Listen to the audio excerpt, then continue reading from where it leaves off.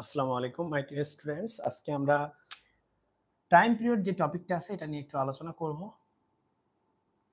Time period টি। Time পিরিয়ডের formula হচ্ছে টি is equal to 2π√m/k।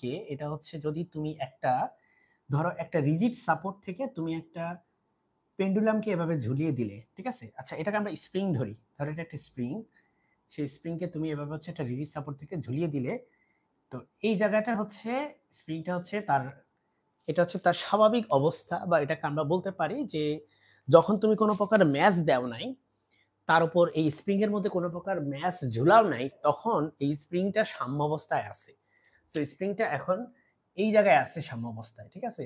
এখন আমি সেখানে একটা ম্যাচ ইন্ট্রোডিউস করলাম। যখনই একটা ম্যাচ ইন্ট্রোডিউস করব, স্প্রিংটা হচ্ছে নিচে নেমে যাবে, তাই না?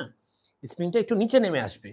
সো যখনই ম্যাচ ইন্ট্রোডিউস করব তখনই স্প্রিংটা নিচে এই যে এরকম নেমে আসবে আরো। সো এখানে নেমে আসবে। ধরো এই জায়গায় আমি ম্যাচটা দিচ্ছি।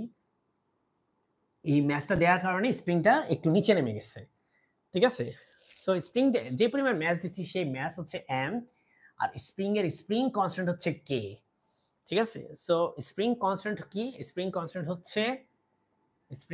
হচ্ছে স্প্রিং এর একটা ইনহেরেন্ট প্রপার্টি।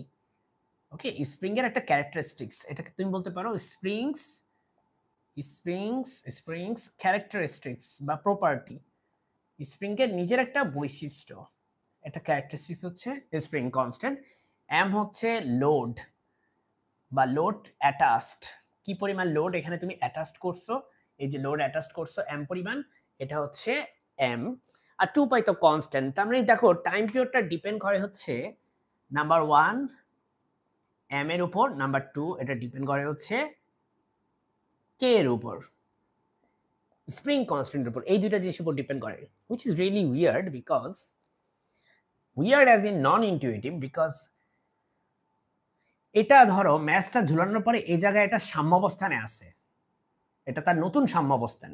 এখানে সে সাম্যাবস্থানে আছে, মানে এই জায়গায় সে হচ্ছে কোনো প্রকার অসিলেশন নাই, সেই জায়গায় স্থির অবস্থায় আছে। এখন আমরা যেটা করতে পারি,